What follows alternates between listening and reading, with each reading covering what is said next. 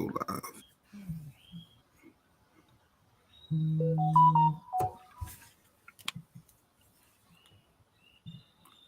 are live. Oh, okay.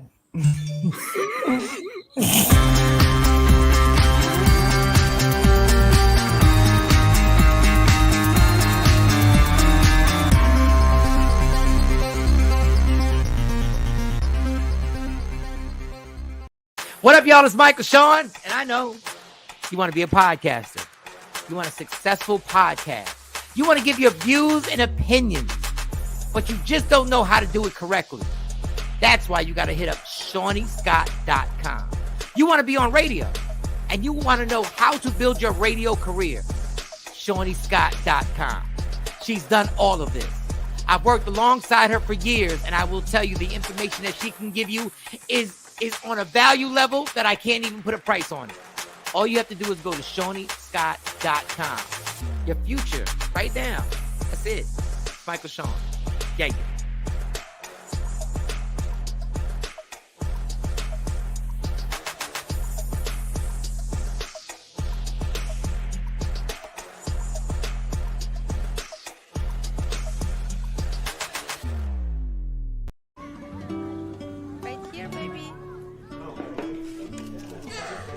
The sooner you recognize the signs of autism, the sooner you can make a lifetime of difference for your child. Start by answering a few simple questions at screenforautism.org. Michael Shawn and the TakeOver Legends, where the truth hurts, but also makes you laugh. Baby, tap in. Tap, tap, tap in. Don't never stop if you want to be on top. Yeah. Low waist, fat, baby, tap in. Oh, I'm going to tap in for sure. Tap, tap, tap in. Oh, ladies and gentlemen, it's Wednesday. We here, Michael Shawn and the TakeOver Legends. I'm just excited because I just saw an Instagram post from Eartha Kitt. Eartha Kitt. Famous old school actress back in the day. A lot of people don't even understand how many barriers she was breaking. But man, if this is true, if this quote from Eartha Kitt is true, all right. Let me see. Where are my glasses? I thought I brought my glasses. I gotta Google Eartha Kitt to see who. Eartha You don't know who Eartha Kitt is? 81 years old. I know the name, but I couldn't tell you what she played in. Eartha Kitt played in Boomerang. No. Yeah, Boomerang. Yeah, she was the old. Yeah, and she was bad in her day. Don't get it. Did she die? No. Don't start speculating and fuck it all up. Don't start speculating. Listen. Well, maybe she is, but she made this comment. Eartha Kitt they said was an American singer. Why didn't you marry? Well, she's a legend. Like Eartha Kitt is a legend. That's why she was in Boomerang way back because he put her in there. Yeah, she died December 25th. Yeah, she died on Christmas 2008. Okay, that's not the point of the story. Okay. I'll go for it. Jesus. She was asked the question, why didn't you marry a black man? Now, mind you, this is in the 60s. She said, I would reply, because white girls had them. The man I wanted to be with Sidney Poitier, Harry Belafonte, dated predominantly white women. I'm talking about the 50s. When Harry Belafonte picks you out of his bed in Philly and said, I don't want you to take me seriously because no black woman could do anything for me. I could not help him to progress in where he was going to go. A black woman would hold a black man back. That's what he told me. I wanted to marry a black man that wasn't one because the white girls had them. God damn. Oh boy. Damn, and that's on where that's at on Instagram. Industry on Blast. Wow. The legendary actress Eartha Kitt on why she dated Snow Kings. Damn. I always thought That'll do it. That'll do it for you, boy. That is weird to me. I never understood the dynamic on why is it Sidney Poitier and Harry Belafonte and certain black men got away with dating white women back in them days where people were so anti that shit. Damn, Eartha Kitt. Because it was a lot harder back then, obviously, yeah. Yeah, like you wasn't, they didn't care if you was married, you wasn't walking into the same restaurant together and stuff like that. Sammy Davis Jr. was another one.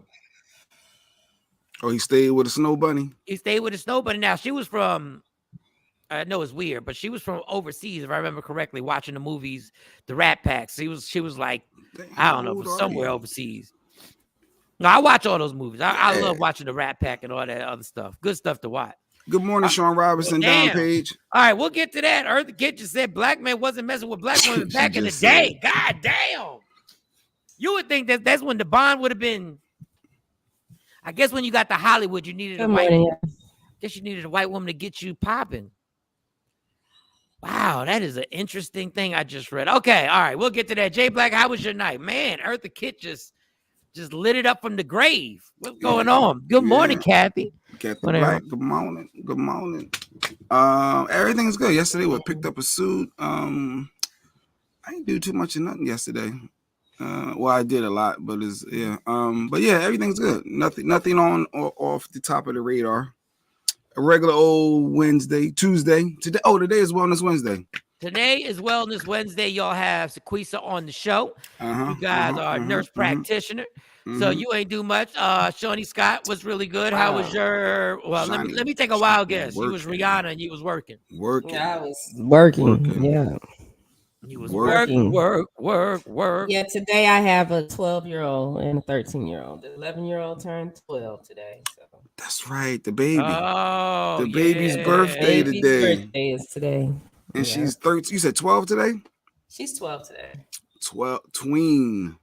Oh, ain't that when the drama start? But no, let's have fun though. Hey, no, she been driving. No, I said drama. She driving? She driving the car at 12?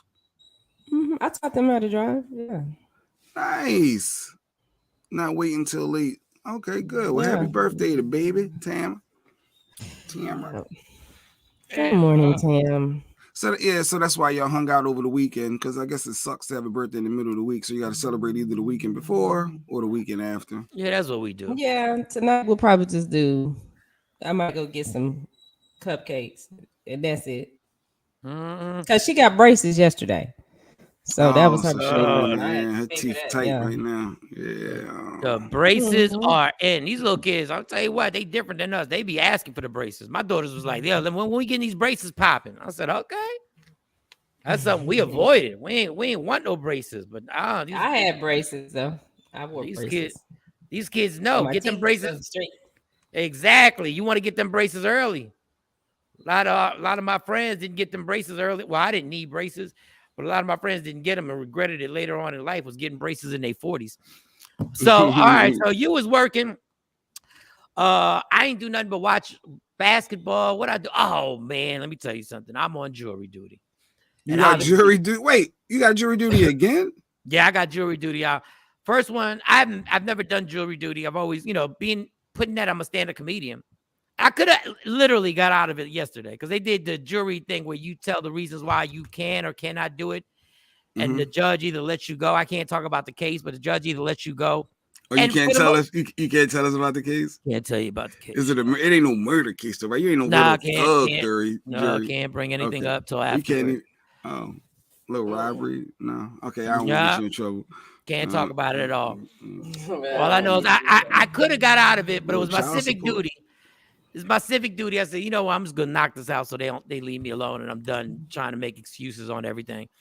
But it is the most tedious thing you'll ever be a part of. Them assessing everybody and doing Thank God we did it via Zoom. Thank God you didn't have to go in the court and actually sit there. Because I was restless just sitting there in front of a laptop for hours. And they gotta ask you questions to make sure that you're not biased. No, they don't even ask you questions. That yesterday was just to see, can you do it? Oh, can you actually make the time? Commitment. So how many weeks you may be committed to? It's just till next Wednesday. It's just like 2 days a week.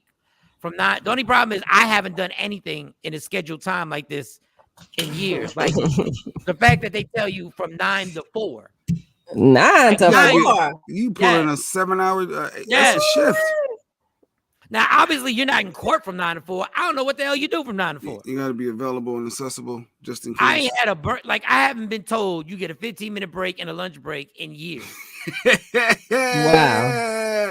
In years. And then what is like $9 per day per diem? I don't know what this is. Whatever it is, I'm not.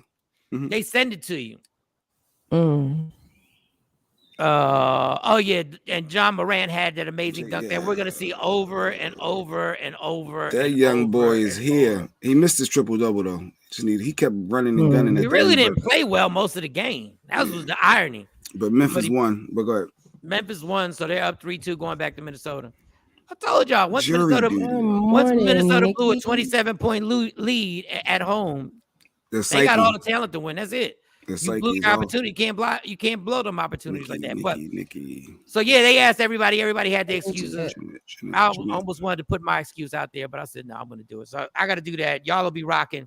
I'm leaving here at 8:30 Eastern Standard Time, 7:30 Central Standard Time. So I got that. Anything else that I did? Nothing really. I got my breaks done. Shout out to my man Craig for doing the breaks. And that's right, it. Craig, come through, Craig. Craig and them. Shout out to Craig. Rely on them folks. They try to pay me. They try to charge me $1,000 for breaks. I was like, Craig. Yeah, the dealership was bugging $1,000 for some damn breaks. Nah, I'm good. Nikki, what up? Good morning. Nikki White Chocolate. We didn't even talk about Elon. Did we talk about Elon Musk buying Twitter? No, I saw the internet talking about Elon Musk buying Twitter and how. Yeah, go ahead. That's interesting though. Yeah. Is Elon Musk more powerful right now than the president of the United States? Yeah. Definitely got more money. So more money brings more He power. has Right? more money. Like if they find out Elon Musk was doing a crime. Richest man in the United States. Oh yeah, in the world. I think he is. Yeah. When you buy something for $44 billion, like if he got in trouble, could we really send him to jail? Like this guy goes to Mars. Like he flies to outer space. Can we really send Elon Musk to jail? Like if we said Elon Musk, you in trouble, you going to jail. And he said, "Oh really? I'm pulling every bit of my money out the stock market." Do you know we'd collapse? And the amazing thing is he's African. I heard something about that. I didn't know the details on it because he don't look African. Oh, he's the richest. Oh, he's the richest person in the world. Look at him in his face, his features. You can see it. But yeah, he's African. I thought that 44 billion would have hurt him, but not when you got 264 billion. Like, and you still that ain't nothing. Yeah, that ain't. And he still. Yeah, if he took all his money and went home, like we'd collapse. And he's gonna do stuff on Twitter so he can make more money. He'll make that money back. Boy, Twitter. I tried to tell y'all. That Twitter shit, boy. $73 billion. Jeff Bezos only got 177 only. Compared to him. I know, right? You saying that like so, y'all got billions. He's only got. Yeah, so he brought Twitter. I don't know if that was, some people saying that was a dumb business decision to waste $44 billion on Twitter. That's when you have 200 some odd $billion, you can do whatever you want to do. So do we know how big Twitter was in our last presidential election? Like everybody forgets how big Twitter was in our last presidential election. Yep, with a billion. Do you know that dude now has control of the mechanism that presidents use to get elected? And now he's got final say on that shit.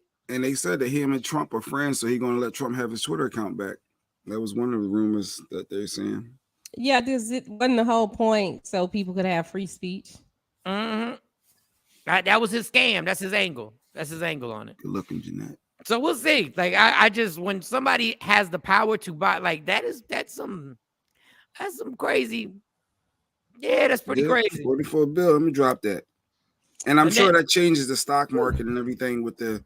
I'm sure that if Kamari was here, break it down. I'm sure that did something in that world, whereas though people either invested more or they sold. Who even knows? Ain't got look. It's just fun to talk about. Nikki said my old ass about to have a baby by the year. That's right. Elon, what's up, Elon? I need that check. You gonna probably bring your African roots over here. Now, that's the white boy. I let have it. You ain't getting it. Can you imagine the child support? Ooh. We couldn't even enforce it. No court. That's what I'm saying about how powerful he is. He was born to a Canadian mother and a white South African father. Well, all right. One of the most racist, a white South African father. Whoo, boy. Well, we'll see. God bless him. I'm not saying he's racist. I don't know the man. I just know the man is too powerful. You can't. There's nothing you can do to that motherfucker. There's nothing you can do.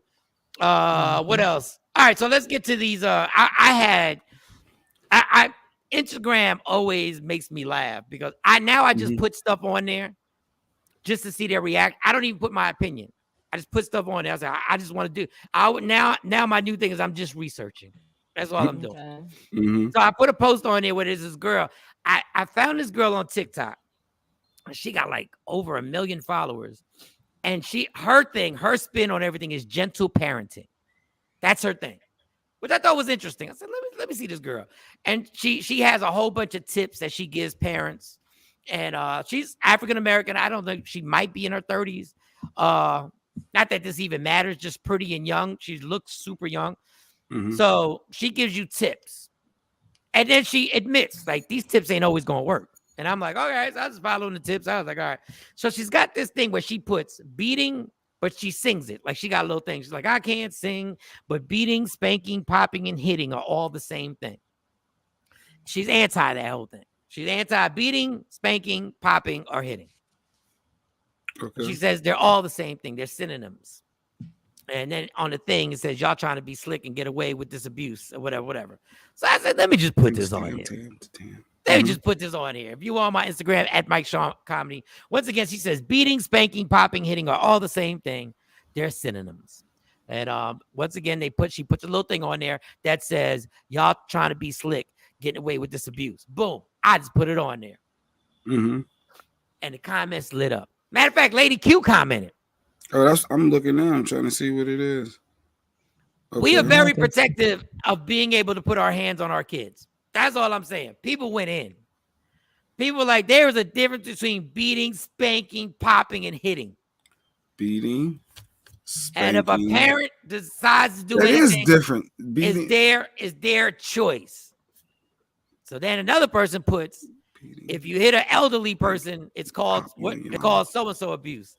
If you hit this type of person, your wife, it's called so-and-so abuse.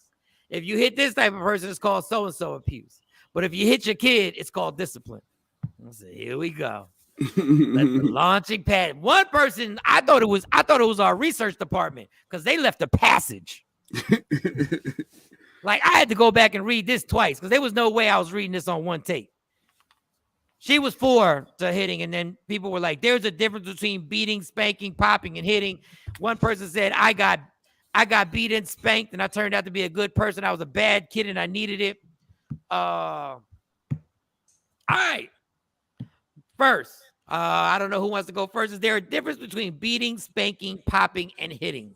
I'll go to Shawnee. She's got the younger kids right now, so she's still in a different time zone. That's like getting that switch, James said. All right, go ahead, Shawnee. Go. The switch. I've had to tell my kids to do that, but they don't. Is there a difference between it? I think it's all the same because you're hitting them. You still hitting them. You're making contact with them. But I guess the way that you do it, because mine don't. Have they ever got a beating? I don't think they got a beating, but they definitely done got popped. They done got spankings. What's the other one? It was beating, spanking, popping, hitting. They done got hit, for sure. But it doesn't happen. It doesn't happen. Like, it's rare that it happens. It got to a point when they were younger and they would get spankings. One day I was watching. I can't remember if it was Glory and he was getting whipped. And watching that, I was like, I'm not gonna spank them no more. And I stopped spanking them. Wow. Stuff. And I just talked to him. I would just talk to him. And I tried that for a couple years, but then that belt had to come back out. The belt had to come back out. It had to come back out because I was like, you know what ain't about to happen? You ain't about to get 10, 11, 12, and you over here whooping me. That's not gonna happen. So it's either is that the actual video? Wow, pick your poison. Do you want to spank them or do you want them to be spanking you? Jay Black, beating, spanking, popping, or hitting. Are there differences? Now, Shawnee, your answer was they're all the same. But I guess you just, I don't want to speak for you. I guess you just think they're different degrees of everything. Yeah, because you still making contact with them. You hitting them. If you beat them, you hit them. If you spank them, you hitting them. If you hit them, you hitting them. If you do the other thing, you're still hitting them. Yeah, I did realize one thing, that our communities, Black I and got a brown. PSA, and I really can't sing, Jay, but I had to let you know that these are all the let me same know thing. you're gonna play it. No, I was trying to get it set up because you know how I am when I got to do this stuff. Yeah, go ahead, play it. This is her. This is her actual post. This is her actual. I got a PSA, and I really can't sing, but I had to let you know that these are all the same thing. Okay, bye. No, seriously, it's called a synonym, folks. Y'all think so slick. So she's got gentle ways. So all right, Jay Black, beating, spanking, popping, or hitting. Are they all the same? I believe. Yeah, that's why I asked you. I believe that there are differences. I believe that there are some scenarios where, I mean, I could pop you in your mouth because you say something slick. That could be a reaction. That's different from me whooping your behind, like really beating you down. Like there's clearly a difference, right? From my perspective. Yeah, don't ask me because this is yours. Yeah, this is yours. Don't ask the crowd. No, sometimes I do that. No, I think it's a different. For me, it's a difference, and I think in a lot of cases it can be helpful, to redirect that negative energy that made you could be going down the wrong path, and sometimes a good whooping could change that particular child. Whooping. Yeah, it could help you understand there's consequences to your actions versus you consistently getting away with things and getting slaps on the wrist. So sometimes a sting or a pop wakes you up, and it's needed for some kids, some individuals. So when's the last whipping you gave out? Just one. 2 days. Well, we was fighting. Me and my boy. We was almost. He almost won a little bit, but not really won. But he won a little bit because like I kind of felt bad, you know. But it happens. Sometimes you need a good wake up call. Just hey. Damn, a backhand, Jay? Yes. Sometimes you need a backhand. Just a little. Hey, just let you know, I'm the adult, and there's rules and regulations and the consequences to your actions. But what we're not going to do is this, and I think sometimes that wakes people up. Our research department has a passage. I swore I brought my glasses down because I need my glasses for court. Damn it. Go ahead, Shawn. You read it. Whooping. 1, it is short slang for getting a whipping. 2, it means that someone is about to get beat down, annihilated, torn up, having their asses handed to them on a silver platter, taken to the woodshed, spanked, whipped. They're gonna get a licking, have their hide tanned, get switched. They're in for a hurting, etc. Example, Mama told me if I did that again, she'd give me a whooping that I'd never forget. Then she said she'd slap me so hard that my kids would be dizzy. I ain't messing with that candy. All right. That's a lot. I always wonder, and I'm gonna be careful because I'm not trying to start a whole bunch. Well, maybe I am trying to start a whole bunch of shit. How do we say, you know what? So Jay, I don't even know why. Fuck it. Listen, how do we actually think it's funny? And I never thought comedians thought it was funny that parents sent their kids out to get a switch so they could beat them with the switch. Go get the switch off that tree and bring it back to me so I can whoop your behind. Every time the switch, we talk about that as funny. But when we talk about black people getting beat by switches by white people, it's a tragedy. So you're going to What's your question again? He just equated your parent disciplining their child and getting the switch. But do you understand that it was all done in the sake of discipline? Right. It was all done in the sake of discipline. So yeah, and that's what our great grandparents and grandparents, that's what worked. So that's what they did, and that's what just came down. I mean, and the thing about it, we changed our parenting skills I've seen us change our like they're on here talking about it's all the same. Now, kids are kids and kids are gonna be kids, but these little black kids, they out of control because a lot of parents are talking to them. Oh, and it's crazy because we'd be out in the store and I'll see a black mom with their little black kids, and the black kids are out of control. And she'll say, well, I just don't know what to do with them. And to me, that sounds so non what I'm used to. And my whole family black. So I'm just like, okay, that timeout, go to the corner. You in Walmart tearing Walmart up. Get the brush. I told like you to James stop. Brown did. Get that brush. Good. Well, I might grab something off the Walmart shelf. And dare them to call the police on me. I used to make jokes about the timeout, and then listen, I'm just gonna say, and I've repeated this a million times. I can't complain about kids and how they act because I was a horrible kid. I was horrible. Like the shit I got into as a kid was ridiculous. Like the stuff I did at like 10, 11, and 12 years old was absolutely obnoxiously bad. Like I wasn't killing people or robbing people, but I was bad as hell. Like literally bad. And I took them ass whippings. I did. And they ain't do shit for me. Nothing. They didn't stop me from doing nothing. It did. You had to second guess something. You had to. So why'd I still go to jail as a teenager? Stop and pause because you were just willfully negligent. Right. You were just wanted to be that kid. But for some kids, it will help. But for you, I guarantee you, in some moments, you paused and thought about the consequences. No, you got some sense. So you got some sense. You think very clearly. You know right from wrong. Yeah. You can rationalize. No, it helped. You're not out here just doing whatever. Willy-nilly. No, I was. Like that. Like, if we're really honest, Jay, we were. We were. Like, if you really look at your life and the shit you got into, them ass whippings did nothing. Nothing. You know what it made me? A great liar. That's what it made me. It made me know how to lie because I knew if my dad found out, death would be upon me. So I had to be able. So you had to get slick. I had to be able to have a foolproof lie. I had to be able to lie dead to his face and say a lie. Like, to me, the only thing I ever got from an ass whipping was resentment. The only thing I ever thought when I got an ass whipping was the only reason you're doing this is because you can beat me. And instead, see, I think you do think, well, why is she saying this? Or why is he doing this? And you have to understand, why did I get beat? Is a reason. And you have to process that. So our generation literally may have been the worst. Like our generation.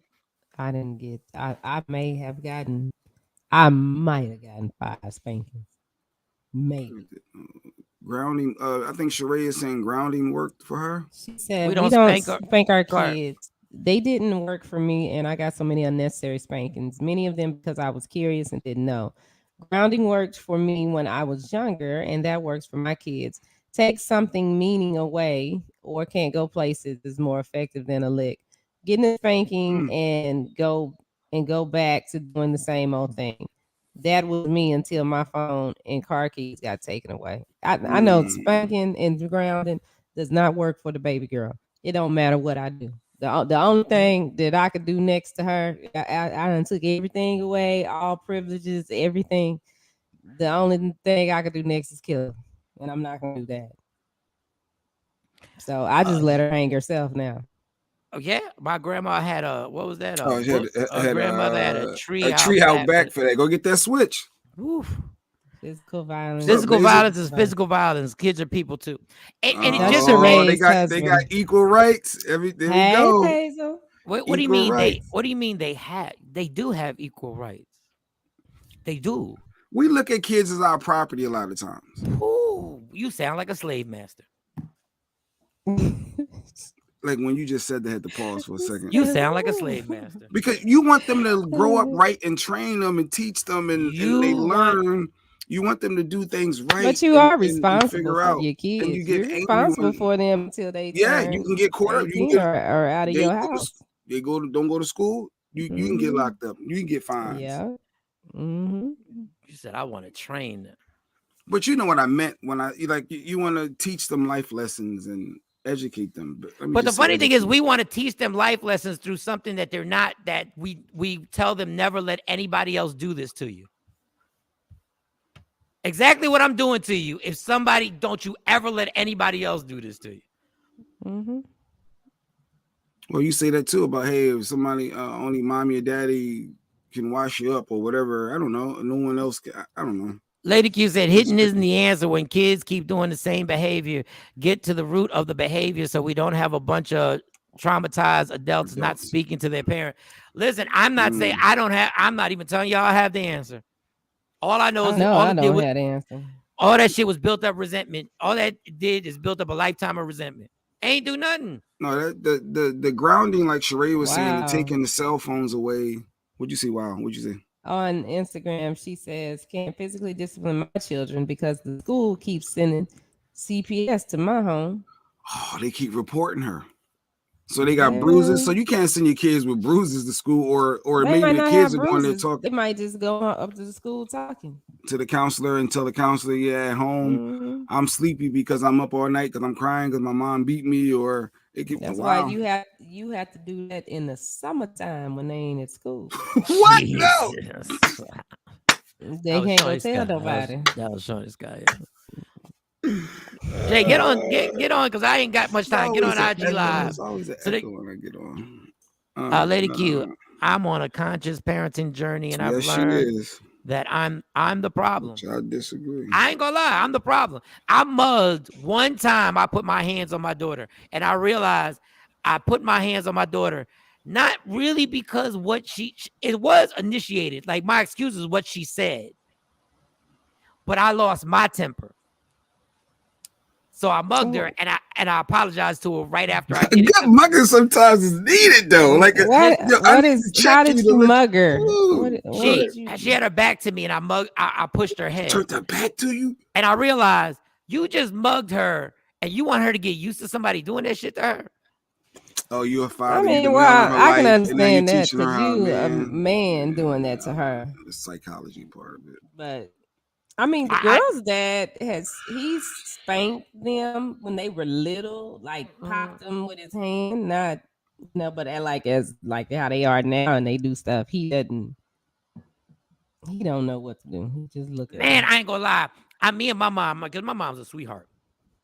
I can remember the time my mom popped me in my mouth and how close I was to hitting her back. No, you never was gonna hit your mom back. That is so disrespectful to pop somebody in the mouth, yo. Well, I had popped both of mine in the mouth because one of them called me bruh the other day, I said, "Don't call me bruh." I said it twice, and that third time, okay. No, that's what they do now. They the kids who did the post, they call it bruh. Who the fuck is bruh? Went from mommy to mom to bruh. Treasure what? Treasure _ official said, I don't beat my children, but this is the 11th case since 2016. Somebody at the school has a grudge. Damn. All the other cases been closed. I've been nothing but cooperative. Man, yeah, that's a woo. So now you're change schools. Can you change schools? Well, yeah, I thought that was interesting. I thought because old school parents is old school parents, like whippings and beatings, and even the word beating. The fact that we used to say it so casually. Like that was a cat. My niece told the school she don't eat. And my brother's a chef and a great dad. They came to the house to see. God, man. The schools get on my nerves. They need to take care of the problems at the school. Take care of them problems at the school before you come to my house. Oh, it's damned if you do, damned if you don't too. Because the kids that die at the house, then people get blamed for them not checking and CPS not. I would never want that job. Once again, I ain't got no answers, y'all. I ain't got no answers. Parents go ahead, Johnny. No, I was gonna comment to Lady Q was saying parents beat the kids and then tell them they did out of love. That's a trauma bond, and it teaches them this is what love looks like. So then, what do you do when your kids are out of control? Man, talking, doesn't know, taking their stuff. I mean, like I said, my baby girl. Listen. Punishment, taking her phone, her electronics, not buying her. She don't care. She gonna keep doing the same thing that she's been doing. Well, I mean, maybe they changed. Because I know I did change. Sequisa morning. Sequisa, we're talking about, there was a post that said this girl does this thing called gentle parenting. It's an interesting TikTok. Like I did take some I wrote down some notes. She says beating, spanking, popping, hitting are all the same thing. Beating, spanking, popping, and hitting are all the same thing. Lady Q's comment, how can I teach my kids to knock the shit out of anybody that puts their hands on them except mommy and daddy? Listen, it is because there's a respect, is just certain things are just what it is. Parents are just off limits. Just like they can't go knock the mess out the cop. You better protect yourself outside of this house and me. If anybody hit you, you hit them back, man, you got a problem. Like, I need you to know how to defend yourself. But when it comes to me, parents, I mean, but what do you do? That's the thing. I mean, I think that I've taught my girls. I think I've been a great example. I give myself credit for that. I'm hoping that when they get older, I guess it'll click and those things will make sense. But when they say don't spank them, just talk to them. Okay, well, talking to them ain't working. So what's the answer?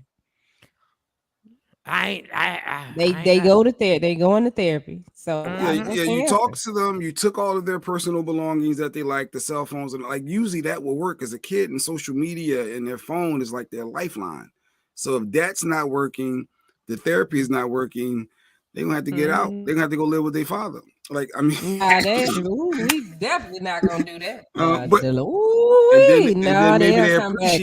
Maybe they appreciate living with their mama. But Nikki said her daughter jumped at her one time and she left with a bloody nose. She never did that again. I guess Nikki said she wanted to fight. But Nikki, I understand, because if you jump at me, I'm that's But what I'm saying is, when you got to the jumping at, there was a progression that got to that spot. Like, it ain't go from y'all was all good to her jumping at you. Well, them girls, sometimes they think they ass big as the ass that pushed them out. And that's why I have time about your ass will never be as big as mine. Let's get that clear. All right, never. Sheree gonna drop a if a student goes to school and tells the teacher that a parent beats them, we have to report it. Because if it's true and we don't, and the kid was actually beat and came to light that they told the teacher, we get in trouble. That's why I said damned if you do, damned if you don't. We kill the CPS workers or whatever you call it in your city that come and take the kids. But then we kill the same CPS person who doesn't take the kids, and the kids winds up dead out of abuse. Or we find out they've been terrorized for years by this abusive parent or step parent or baby or boyfriend or whatever. I wouldn't want that job. I would not want that job. She said some kids say it out of spite because they're mad at the parents, Sheree saying. So I guess you got those cases too, where they're saying the mom is beating them because they're just mad because they took their cell phone. They don't have, so hey. Yeah, or they'll say that. Those kids talk about that, because mine tried that with me one day, talking about, I'll just tell them. I said, tell them. Girl, please tell them. I will pack up all your stuff and sit it right there. Oh, you don't have no stuff. Lady Q, it's all about natural consequences. And it's slow, difficult process that I'm messing up every day, but I'm committed to it because I'm seeing how I messed up with my daughter. Hey, Lady Q, you ain't the only one. I put myself right in there too. I know I may not have put my hands on people, but the words I used and how I talked was vicious and disrespectful. How do you feel like you messed up with her? No, I messed up because I see how their reaction to certain situations are. And I go like, they got that from me. They got that emotional spark, that emotional overreaction that the louder I get, the more my message gets through. And it just doesn't work. In actuality, for a lot of people, well, Jay Black has said it 1 trillion times. The louder you get, the more your message isn't heard. Right. And it doesn't make it more important. I just pulled a knife on my mom. No, not just. She talking about I pulled a knife on my mom when I was 16. She bodied her. I was mad. She was moving us to a better place. Oh, you didn't want to leave. You had your friends, and and that's the thing, because parents don't want to consult with the kids, and they like, well, no, we need to do this, and the kids are, but I don't want to leave. I will say this. What you mean consult with the kids? Because Y'all they're ain't people. paying for Basil said that nothing. earlier. I don't care. You are not paying for you don't nothing. respect I them am the then. one paying for that. I sure don't. Not in my house. But No, I will, and I'm not saying they this, don't nobody have a choice but me. I'm gonna say this: the worst experience I had was my parents moving twice, and the shit I had to go through, adjusting to both situations, and they would never know how hard it was for me to adjust. Like I went from lean on me to all white. I went from having to see somebody die at one school to literally dealing with racist white folks at the other school. Shawnee said you ain't got no option. Well, I mean, I get had it. to do that. I moved around, changed schools a lot, and the girls have moved around. Now I'm trying to be more, keep them in one place. Now since they're in junior high, they're in sports, but it's okay. I mean, I adjusted fine. They kids, but I'm not consulting with them about. Oh, y'all, you're not considering their feelings. If it's a move that I have to make, if it's something that this is what I got to do in order for us to be able to maintain what we have and live. I'm not talking to them. But in if all I seriousness, it could be mental. It could cause them some mental health concerns and like that anxiety that could really trigger something that has to be considered in all seriousness. No, I'm not considering it because I went through it. But just because you went, I hear lady kill my ear. Just because you went through that doesn't mean that your kids have to suffer and go through the same things. You know better, you do better. My kids are not suffering. I promise you, they're not. No, but if suffering. you put them in environments that are detrimental, they're not suffering. They need to learn how to be in all environments. They don't know. They need to know how to be in all environments. I had to learn how to be in all environments. I went from all black schools to all white schools to mixed schools where I was getting bullied at. Schools where everybody liked me. And 2022 is different, Shawnee, than 1992. But it's still the same thing. I can't keep them in one area and think that that's all they're going to deal with the rest of their lives. Well, I'm still traumatized. I'm still traumatized. They got to learn how to be able to Just think about it. Mike went from all blacks and Puerto Ricans to all white school where he felt alienated. He didn't feel welcome. He didn't feel invite. That's a culture shock. That happens in life. Yeah. But I'm just gonna say, I'm not saying your kids. We can't change life for us. But I'm not saying what your kids are going through. I'm saying what I went through. It fucked me up till today. Like the adjustment, the scars that happened are still stuff that I'm still dealing with today. I'm just going by my personal experience, what I did. That's probably why I didn't force my kids to move to Texas. Simply because I knew what it was like. It's like my daughter's going through being bullied. I was bullied in school. However, I handled it differently because I grew up hood first and then got moved in another situation. So if you got up in my face, I'm gonna hit you. They ain't raised like that. That one there. That's not how they started. They started in private schools, and now they in the hood dealing with this. Yeah. But they adjusting. They learning. She learning. He learning how to put a nigga in jail. You cannot beat the you out of your offspring. Many have tried. Man, Billy, you just said some shit right there. You just said some. You can't beat the you out of your man. Let me tell you. I have seen that. When I tell you me and Monty have gone at it, and I've said that ain't nothing but me talking to me. I'm just going, Lady Q. The soundtrack to her childhood is me cussing, name calling, and threatening. I'm embarrassed by it. Don't be embarrassed. You're just human, Lady Q. You're just human. Yeah. And I don't embarrass easily at all. I don't want that going forward to her and not for my son. Listen. All you got, the blueprint that we got, Lady Q, was the blueprint that we got. Yeah. I say it all the time. I used to be mad at my parents, and I realized my parents were raised by some dysfunctional fucking rules of people who loved them, but their parents were super dysfunctional. My parents did some little less dysfunctional shit. I'm hoping my kids are going to be better than I am at this. So your kid disrespect you, say something slick, call you out a name, or like that's weird not to get physical, or that's weird just to allow that disrespect to happen in your face, and you living under my house and my rules. I don't know how you stand there and take that.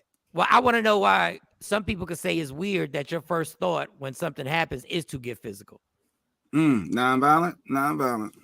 Now you call But me I if get it. let my daughter come up here and say, "Bitch, all these tables gonna be knocked over." There's going down. And then at the that takes a lot of now self-control. if she just talks back, because they talk back and they get their little tone or something they do that I have to get on them, they'll say, "Well, she," and I'm like, "Who is she?" Talking about me. Like, no, you don't call me she. You don't refer to me as she. I ain't she. I'm mommy. Like when they do that, no, that's not something I'm gonna jump over the table on, but I will say something to them about it. But yeah, if they come up here and I'm a B and an MF, all this shit get knocked over for me to get to them. I agree. I just know whatever, and I'm speaking on a different.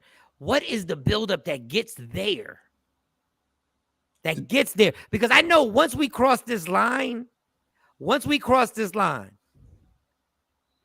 there ain't no turning back. Like once I punch you in your face, it's all different forever. Like what's the line? That's always my worry. And that was the worry with me and my dad. At a certain point, we're gonna cross a line that we ain't never gonna go back on. And if we do, it's gonna take some therapy to get through this. Well, I don't know. I've never wanted to punch him in the face. Maybe an arm, a leg, chest. No, I mean I'll pick up something and pop them with it on their arm or something, but so I ain't never went today. Yeah, shoe, broom. Yeah, I can see a shoe. Whatever. See a broom. For some reason, I feel like broom was a little harsh. Like when James said his mom beat him with the brush.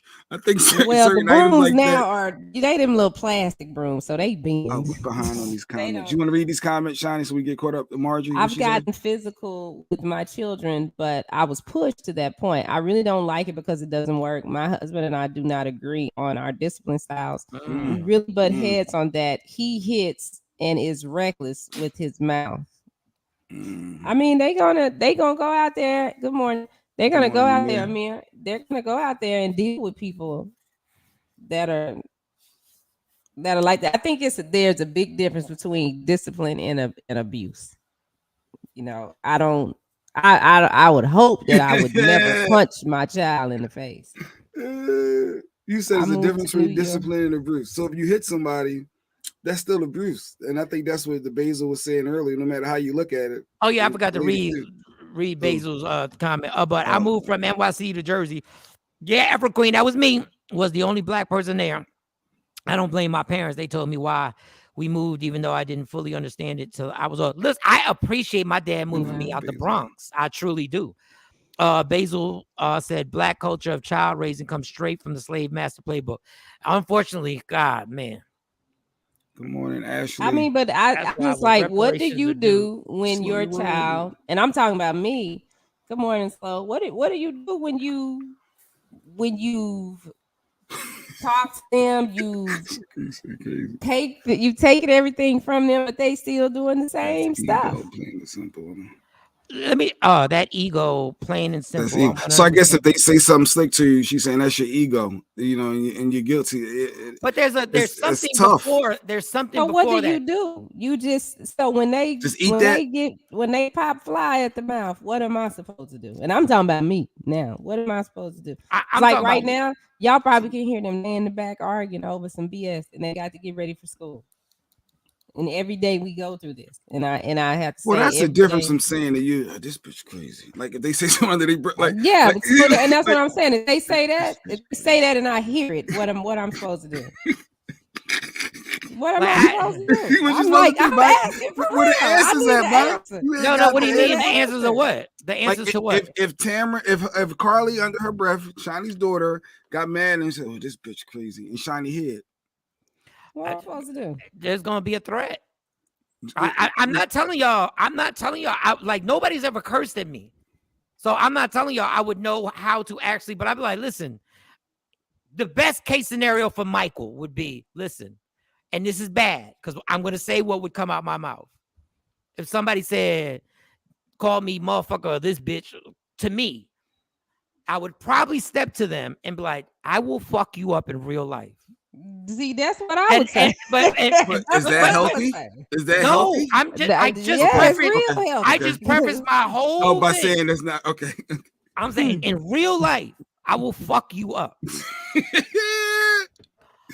Now the problem is and the long-term thing, and this is why parents have such a hard job in every single day trying to provide and dealing with the pressures of just financially providing, is that there was a build. But my thing is, there's a buildup. There's a buildup of months of this. This just didn't happen. We didn't go from playing Uno to this. Like, there's a buildup. Like, I know my kids saw me going ham on Stacy, and that affected them. I know that this shit in the past has seeped into what they really can't stand. And subliminally, I saw my dad doing the same shit. And in turn, I repeated the same actions. And still repeating it by saying, I'll fuck you up in real life. But this is why I do the 10-second, 30-second rule before I talk to my daughters. Okay, here we go. Here's the solution. I literally, like, me, Monty, and the twins now have had the greatest conversations ever, because I know my instinct is not right. My instinct and discipline is not right. So you take a 10-second, 20-second step back and you breathe. Yeah, I step back, or sometimes I got to take a walk and be like, wait a second, Mike. Wait a second. I feel like if I come downstairs, like this is a simple one. I'll give you a simple play for one. I feel like if Akela's watching TV downstairs and I decide to come downstairs and I say, give me the remote control, I'm about to watch the game, then she has to give me the remote control. And Akela's like, Dad, I'm on the TV. In my household, when my dad came down and said, give me the remote, it was over. It didn't matter if you had spent, I don't give a damn what you were doing. You just shut up and you handed the remote over. It's just, some of that frustration is just coming. So some of that is just your frustration you're putting out on your kids because you're stressed out at work or you're stressed out in your relationship. If my child called me a stupid bitch, that's me taking my frustration out on it. No, I'm saying I'm just saying Jeanette was saying some of that could be your frustration. Like when you, if Carly did say this bitch crazy and then you immediately react, part of that could be your frustration because I guess you as the parent being the older adult should be able to know how to manage those scenarios and not react. I don't know how to manage that scenario. If you calling me a stupid bitch, like let me in. Hold on. I don't know how to do that. But this is the crazy pattern. We come from a generation. Now I find it I'll speak for me. There is some shit that I took from my parents. There was some shit that was said to me and done to me that my parents deserved for me to say, you dumb bitch or you dumb motherfucker. No. There was some shit that was done that I'm like, to this day, I go like, what in the world was the point of that? They're learning though. But we were taught to suck it up. We were taught to just shut up and mind our business and just go about. These kids have more information to common sense. You ain't gonna get away with being able to just say, well, you just gonna have to take that. They just not. They just know better. They just know that shit is fucked up. Like we just took it and we just was like, yo, this dude is crazy. And just took it. I mean, I got called names, shit. Or ask, are you stupid when I made made bad decisions or I wasn't thinking, I wasn't using common sense. My mom got verbally rough with me and I appreciate her for doing it because what it did was make me think instead of just sitting there relying on somebody else to do the thinking for me because it's like, well, damn, Shawnee, that was kind of stupid with you sitting there, doing that at the time when she was saying it. Did I like it? No. But when I turned about 35, then I was like, you know what? I get it. And I'm glad you did it because if she wouldn't have done some of the things that she did, I wouldn't know how to think on my toes. I definitely wouldn't know how to bounce back. I definitely wouldn't, and I wouldn't be unstoppable. I would not be the person that I am if she hadn't done some of those things. If my mama would just coddle me and it's gonna be okay, and I would be a hot mess. I would not be the owner of Medium Room 360. I feel, and I agree. I'm not disagreeing. In my case, I wish somebody would have coddled my ass. I literally wish somebody would have literally encouraged me instead of trying to like think I'm doing every single fucking thing wrong at every minute. I wish somebody would have been like, you know what, Mickey, you're funny. I'm not gonna accuse you of every single damn thing in life. Like there's certain things that I know. You know what? There's another thing for like, and this is just as me. I don't need to bounce back from my parent. I don't need you to teach me how to bounce back from your shit.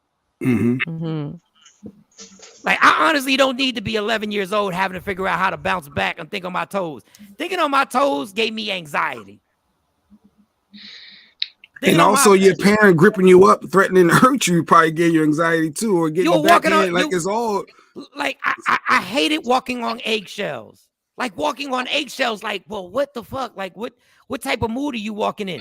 That's another thing. Old school parents. Old school parents believe that because the world treated them poorly, they were allowed to walk in and turn the house upside down because they had a bad day. These kids now are like, wait a second, we had nothing to do. Well, that's something. Yeah, that's something completely different. You taking out your frustration on your kids, but when we talking about discipline, yeah, they need to know how to think on their toes. I put my kids in situations all the time because you got to know how to think on your toes. You cannot just sit there and get got. Well, I understand you don't want them to get got. I'm saying thinking on the toes of crazy situations just popping up in the house for no reason. Like, I don't need to be thinking on my toes because of this erratic behavior that pops off for no reason. Like all of a sudden, like, oh shit, what's going on? Like, why is he wilding? Why is he in it?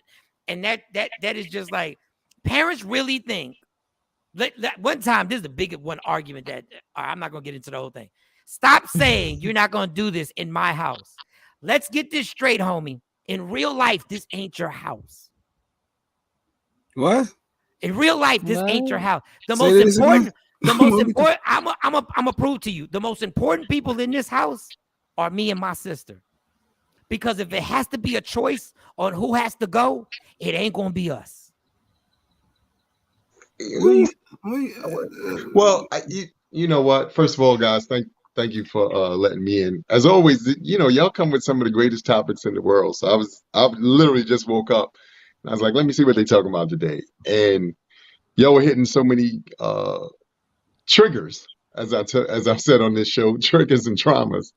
But I think to both Mike's point and to Shawnee's point, I don't know if our parents beat us up for what the world has done to them. To your point, Mike, I think you're absolutely right. The parenting that we're receiving and the parenting that we're now giving is a microcosm of what has gone on before us. So hopefully, to your point, we try to do better than what we thought happened to us. Meaning now, like I said, we give our kids all the things in the world that we think will make a difference and make them better human beings and put them in spaces and places where they don't ever have to worry about things that they might have lacked and all these nefarious things. But as I've said on this show, or as I've said in general, I'm not sure if that's always the greatest thing, because sometimes lack of, to Shawnee's point, gives you the opportunity to think for self. See, we as parents are, and especially if you have older children, and especially with her children are, when you're in that tween stage, you're not quite grown yet, but you're no longer a child. You start, feeling yourself. You start thinking to yourself things that you say and how you feel, like you said, have this magical power. And it does and it doesn't, because at the end of the day, as a parent, your job day in and day out is to provide technically the necessities. We've gotten on this thing where we be like, well, you need to have an Xbox and you need to have the latest Jordans and whatever else, according to us. But the reality of it all is, no, you just need the necessities. Once we get beyond the necessities, here's what happens, especially when they get to be 17, 18 years old. Because I know when I got to be 17, 18 years old, and there were certain things that my parents may or may not have been able to provide, I went out and I figured out for myself okay, if I want these things, then I can kind of get them for myself. It might mean a paper route. It might mean helping pack bags at Fedco or whatever the local supermarket was or whatever. We don't give our children these options anymore. We just start providing those things. So then the kids think to themselves and, say things like, well, it's your job. It's your job to be a straight A student. How's that working out for you? Are you handling that? See, it's certain stuff that we don't question. We try to, I wouldn't put that back on my children. Why not? As I told y'all, I've been on here and I told y'all a couple of things have happened to me in my childhood. One, greatest story ever. Like I said, I was a kid. I came up in the video game era. That was Pac-Man and all that stuff. But at that time, like I said, as a young kid, I technically would take from anybody. So that means if you had quarters or a dollar in your purse or pocket or something, I'm gonna get you. And I'll never forget, my grandmother was having something at the house, and we go over there, and my grandmother let my entire family into her house. We was about to have fried chicken and potato salad and all the stuff that you love as a kid when you get to go see your grandmother. And she said, I don't want this little thief in my house. And I was like, Grandma. She was like, you still, I don't want you in my house. And it crushed me, but it taught me a valuable lesson. I got one or two choices. I could either still continue to steal or get my act together and be a better person. So I say that to say, yeah, you're right. Sometimes it doesn't require you beating your children and this and the third. Sometimes you got to point things out to your children in a way and or manner in which it resonates with them. Oh, wait a minute. Mom or dad is disappointed with me in this specific way. I got to do better, or I should do better. Well, that's communication. I hate to cut you off because I got to leave in like 12 minutes. You go, man. Two things. It's even a terminology. When we say a kid starts feeling himself, I used to hate when my dad used to be like, "Oh, what you think you change?" No, I'm changing. Think you're grown? You think no, you're grown now? It's called, white people call it, they're maturing and changing. Yeah, that's just a progression of life. But it's like it was always a critique. Oh, you think you so? No, I don't think I'm anything. I just think I'm growing up. Think you figured out life? No, I'm trying to figure out life. That's what I'm trying to do as a teenager. I'm trying to figure out what this thing is, and you ain't helping. Because every time something happens differently, it's always, I'm trying to feel myself, or I'm trying to this, or I'm not trying to do shit. Yeah, there's boundaries that they gotta stay in certain things that they can't. That's fine if you feel that way. It's fine if you feel a certain way. They growing up, but it's a way to do things too. You can't just be disrespectful in the house. I'm not saying being disrespectful. I'm saying I'm just using the terms that we use when people are maturing and going through puberty and going through changes. It's always they feeling themselves. They think they this, they think they that. No, I really don't.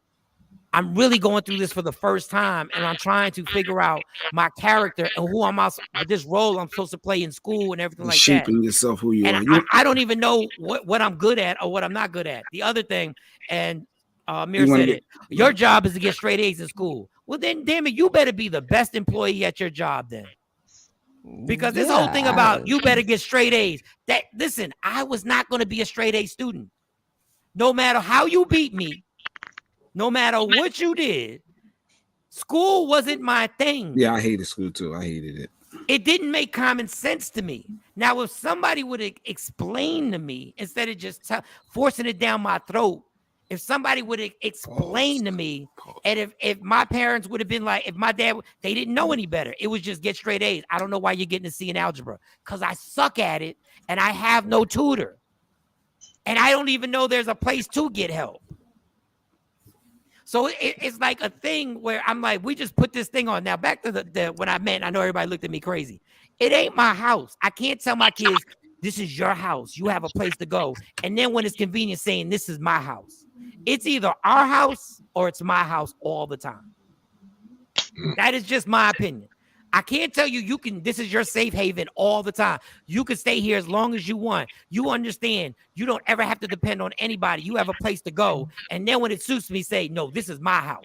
Don't you got rules and regulations in your house, though, that must be abide by? It's still not my house. This is our house.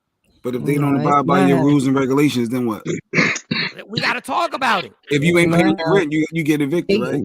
They stay as long as they want. But when they get their house, then that's their house. Just read these couple comments to get caught up real quick. I'm sorry, Marjorie, and then Bezos. Just like we need communication with our romantic relationships or friendships, we need that with our kids too. It's no different. Got it. I agree with that. Yeah. Basil, Mike is so right. With so much we have to deal with as Blacks in America, you should be a safe haven, not a place that you have to be concerned with getting assaulted by people that's supposed to protect you. There's no simple answer to all this. Yes. There's no simple answer to it. Parenting is our learning experience. It's really trial and error, unlearning our traumas growing up while we raise ours. I mean, yeah, that's true. Because there's some stuff I don't do to my kids that is done to me. But I don't think much. I wasn't traumatized and beat and stuff. I was disciplined. I can say that. Like I didn't feel like I was walking into World War III in my house. Well, Shaquisa said, "Well, this is my house. I love you so much. You can say. Live here, yeah. This is my house. Shit. They job make 97. The only thing they got to bring home 97 or higher. And I say that because they expect 100% out of me every day, and I give them that and more. So give me 97 or higher, because all you got to do is worry about going to school. My kids don't have no stresses. They don't have nothing. A lot of people say they shouldn't have stress at that age. They shouldn't be. Wait. You think this is the thing that kills me when people say all you got to do is go to school. Till this day, the hardest thing I ever did was get through my 4 years of high school. No question. That was the hardest thing I ever did. No question. That's all they got to do. The hardest thing I had to do. I mean, if we don't, that's the thing. It's like, this is life. Like, there is no, all you got to do is go to school. When you get grown, you got to work. I want to work. There's always going to be something. I would love to wake up when I feel like it and just sit on the beach all day, but I have to work. Get him, what I'm saying is, when we say all you have to do, it's not. There's no such thing as all you have to do. This shit is hard. It is. So like I'm telling you, I still have nightmares of going back to school, of waking up in high school. I understand that, Mike, but to Shawnee's point, and even to your point, school is a early sort of learned discipline. That's really what it is. You made a super valid point a moment ago. Our problem, and I've also shared this, is wording, obviously, or the way that we use words. We don't always think about the impact of them. We don't always think about what we say or how we say it, because words, especially in the English language, have so much duality in terms of what their meanings are. In one group in this country, it can mean one thing. In another group, it can mean something else totally different. But with that having been said, to me, schooling is just a discipline. Meaning, as a kid, I remember, like I said, I would watch my parents get up and go to work every day. So my version of that was getting up and going to school every day. Whether you take it to the next level, like you said, and you become an A student, this, that, the third, obviously that varies. I got, one of the greatest stories ever told about, to your point about being an A student. And I'll share it on this live because it's the funniest story ever. So I was in high school, and my mom's had gone to open school night, as parents do, and we sitting in there. And I had gotten a grade in one class that was different from a grade in another class. So that teacher wanted to go talk to that teacher. She was like, well, he does so great in my class. And my mom was like, no, you absolutely do not get to go talk to that teacher. He got that grade in that class, and that's what it is. Long story short, it was like a B plus, whatever. And my mom and the teacher were like, but Amir, we know you could do better. And I said, you're absolutely right. I said, but let's just be fair and let's be honest. I said, at the end of the school year, is it the A students who kill everybody in their family, usually their parents, or is it the BC students? And my mother and the teacher never bothered me about it again. They were like, you know what? That's a valid point, sir. So I never had that, because I'm retarded like that. But I share that, obviously being funny. But at the same time, I'm just saying that the discipline of learning to go to school, to Shawnee's point, is the starting point of learning how, when life happens, and it will happen because you eventually obviously get out of school. If you choose not to continue in school, will put you in a space and a place where now you have to do and show up for real life.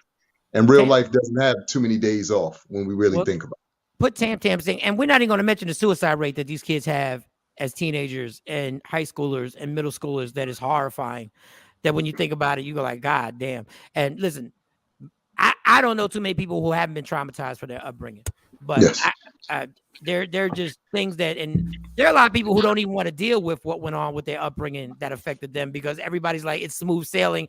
I'm going to continue the next step. Why cry about it? It's over. It's done with. Move on. Let it go. High school is a horrible trigger for my two sons. It's a mess. I listen to my girls every day come back from school, and that's why listen, man, I have to applaud Stacey. I do my best to have these long, drawn out 35, 40-minute conversations, because in these 40-minute conversations, there's like 8 minutes that they've been trying to tell you. And you got to get through 40 minutes of all the other stuff. For the 8 minutes, they're trying to let you know, but they don't want to go directly to the 8 minutes, or they just don't know how to edit this conversation.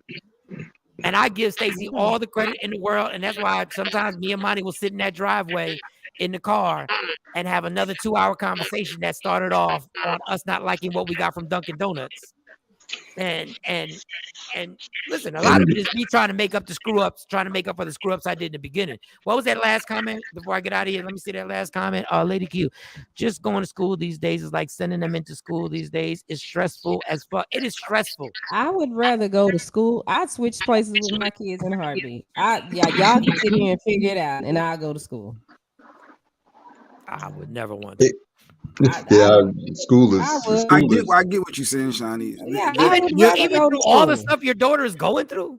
I went through that in school. I got bullied in school.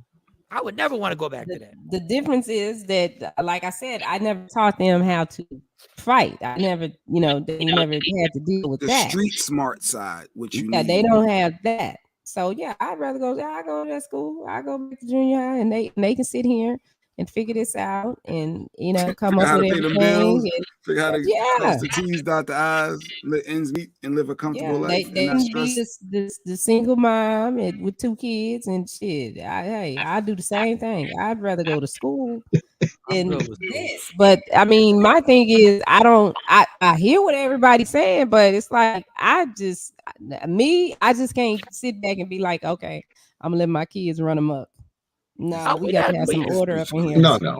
I don't think anybody is saying run amok at all. I don't want my kids to run amok. There's still like, there still has to be communication on what's going to be acceptable and what's going to not be acceptable.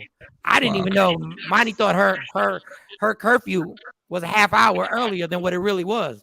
She had it all wrong. Like I was like, there's going to be, And if she came in after the curfew, are you gripping her up, or are you just saying you can't go out no more? You're going to be the cool dad. You're going to be the She came in after curfew. What is gripping her up going to do? No, I'm just saying that hypothetical. Because you said before, if she get disrespectful, like what? She came in a half hour late, and I sat out there and stepped to her boyfriend. Not stepped to him. Let me stop using those words, because we love using those words. We love that shit. I had a conversation with him. I said, "This is not acceptable. I think you're cool, but don't take young much. man. I actually like you." I said, "But it don't take much for me to despise you. It won't take much." Go ahead, Mike. And it never happened again. And I think I think that's to that exact point. And this goes for your children too, because it was mentioned in the comments. It is a conversation. Look, here's the beautiful part, and Shawnee touched on this also a little while ago. There are a lot of wonderful things that your parents will teach you, mentors and people who you come across, teachers and so forth and so on. They won't make sense to you now. But trust and believe, as you get older, you'll sit around and go, I'm so glad Miss such and such stayed on me about this, or Mr. such and such, gave me the on that. Because in those moments, again, Mike, you're absolutely right. You're learning how to move into this new space. It's not that you're being disrespectful. It's not that you're, bad and this kind of third. I always laugh because like I said, I got an aunt, she used to call it tween. She said, when you turn 13, she said 13 to 15, you're a tween. She said, you're not really a teenager. Or she used to call it a teen-notcher. She said, you're a teen-notcher because you're not really a teen yet. And you're not, obviously a baby anymore. But that's a rough moment because in your family, to most people, you just went from being the cute little whomever or whatever to now this young person who get it together. Exactly. Jay Black, and not get it together. Like, we need you to be grown up and this and that and the third. It's just a weird transition because you're awkward in size. You're awkward in, like Mike was sharing, your train of thought and how you see the world. And basically, you're really just trying to figure out where exactly do I fit in and how do I fit in? And what is the game plan for this? The worst thing that my mom did was, and I didn't do this with my kid, was them goddamn fairy tales, because they are not true. So that's something that I didn't go down that road with my daughters of Cinderella, Snow White, and all that fake stuff. But we talked about real stuff that happens, because at the end of the day, I'm trying to prepare these girls to be women to be able to live in this world. I'm not sitting up here trying to coddle them. When they're 25, 21, whatever, and they off at college, they got their own place. I need them. It's more important to me for them to know how to think on their own and make right decisions. Not be our mommy. This happened. The world ain't gonna be nice. Because it's not. So them goddamn fairy tales, that's some BS right there. That was the thing that messed me up, because I grew up believing, oh, this will happen. It's a pot of gold at the end of the rainbow. I'm 30 chasing a rainbow, trying to find a pot of gold, thinking of a knight gonna show up on a white horse, So that whole, yes, talk to them. I do talk to them sometimes. They're what some people think, oh, they talking back to her. It's not. It's just because they are allowed to express themselves. Now I have to say, now watch your tone talking to me, because I ain't 12. And you can be 12 and you can be 40. If you want to be 40, I'm gonna handle you like a 40-year-old woman I would handle on the street to say something like that to me. If you want to be my daughter, then talk to me like my daughter. But I don't, the whole, sometimes they gonna have to be dealt with. So the 3 takeaways I got: Billy said he talks to a shrink, so I think that's good for a lot of people to have a therapist. 2, Lady Q said she takes medication. So that I guess that if the medication to keep you calm, that's something that's good. And Mike said he does the 20-second step back rule before he reacts. I think those 3 things are like 3 reasonable options to explore for those who may want to explore those. And I just and let me say something about my dad, because I always say the bad stuff. The one thing there's a bunch of things I can say about my dad, but I say this: when I wanted to be a comedian, and I wanted to leave my job, as contradictory as this is, as much as he said, this is my house. And I was like, yeah, but what if it don't work? He said, what if it don't work? I'm here. See? I got you back. And that's big. That's huge. He said, I'm here. So what's the worst that gonna happen, Mike? You gonna move back in here? And I was like, oh shit. I was like, yeah, you're right. And just on that, these kids are experiencing something. As much as we think we know what they're experiencing in high school, we don't have a clue. The intensity that they're living in, that school, is 100,000 miles an hour faster than it was when we were in school. Yes, sir. Their school day is 24 hours a day. Their peer pressure is 24 hours a day. The violence is 24 hours a day. So Ashley said her daughter comes home with 3 to 5 fights every day. Like they're fighting in school. They got videos. Saw that. The sexuality and the intensity of these relationships are pushed on them 24 hours a day. What's up, shorty? There is no break. When we left school, we literally left school. And in some cases, you never talked to anybody until you went back. Facts. Yeah, that's this is a 24-hour-a-day full court press on: are you pretty? Are you not pretty? Are you a hoe? Are you not a hoe? Do you have a fat ass? Do you have a little dick? Are you a gay dude? Are you tough? Are you not tough? Are you the cool dog? It's 24 hours of being like picked apart, and then trying to figure out, and then trying to act as if you know what you're doing. So Shaquisa said plus COVID. Oh yeah. I mean, but then as they assimilate into once they graduate, then their lives are different than ours. Their adult life is different. It's the same thing. Real Housewives is the rich Black Africans or whatever. You got to do it. It's a constant. So at what point do you get them prepared for that? Like I'm saying, like how to think on your toes, how to bounce back, because shit is gonna happen. We can't stop that. You can prepare, and you can try and prepare your kids all you want. Like in my opinion, they still gonna get caught off guard. Well, yeah, and I get caught off guard. But all you can try and instill for me is their morals, their principles, and to stand on it.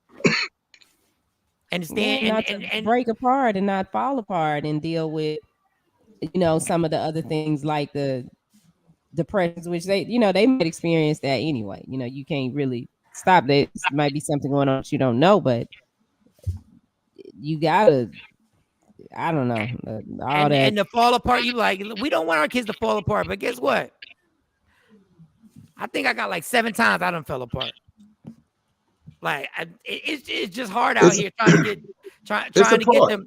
It's a progression. The process is not easy, and again, there's no playbook because every kid is different. Even if you have multiple kids or you got one kid, every playbook is different, and every young person process is different.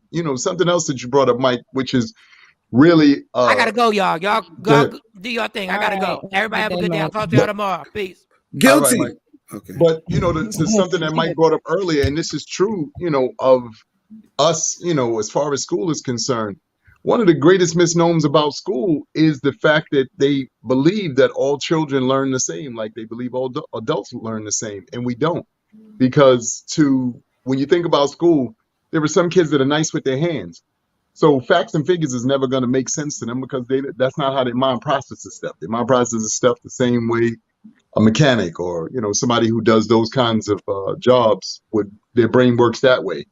Our school system has failed us because it really doesn't necessarily take that into account and then work with the child as we try to do when we're working with adults based off of how their learning patterns are and the way that they perceive things. We always, try to tell people, well, I don't understand why you don't see it that way, because they're not you.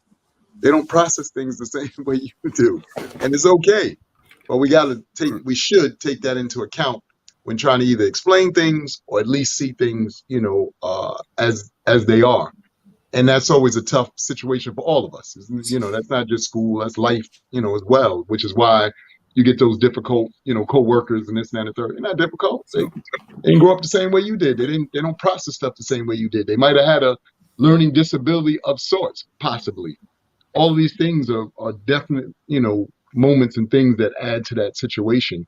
But like I said, I think that this topic in particular is such a good one because, as parents, again, we are doing so much now to, try to combat half or some of the things that, like you said, we see these kids having to deal with.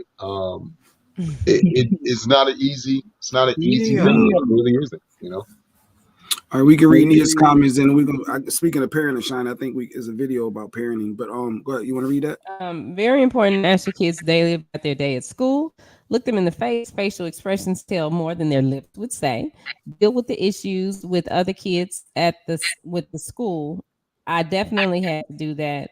Be that person as a parent that your kid feels comfortable talking to. Most likely it's hard for them to talk about it. Yeah, when we do that, when I pick them up or they come home, that's the first question. How was school? What happened at school today? And they tell me, and I have to tell. We're in a situation right now where I'm having to tell the oldest, well, she had to sit down, fill out a report. She had to call a hotline, give them some information about something that's going on.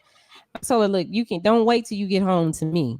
You go, I don't care if you miss class, you late to class, you go tell that counselor or whoever what's going on. And then if it's a problem, tell them you need to call me. But you got to learn how to get through this situation. You got to learn how to do it. And I mean, I don't know, me knowing what went on in their day is important. I mean, just like when they come on, they ask me, well, mommy, what you do today? How was your day? Are you tired? Do you need some help with anything? We have a good line of communication. Nice. Hey, action. So on that same parenting, so I think we exhausted a lot of there. It was a video. It was good to get a mirror and shiny start. So it was a video of a parent, him and his daughter, I guess it was at the playground, and they said it's like a little Karen in the making was, I guess, harassed his daughter a little bit and won't let her slide down the slide. And let's just watch the video. Let me get your thoughts.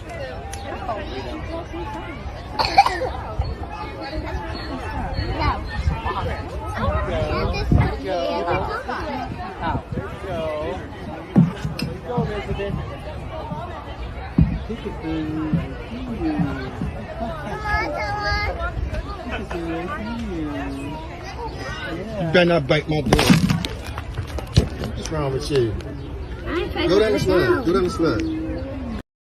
So that's the gist of it. So the little girl wouldn't let her down. She gripped her by the leg. The other little black girl said, "Oh, you want to grab me, hold me? I'll scratch your leg." And the white girl tried to bite her, and then the dad wanted to jump in.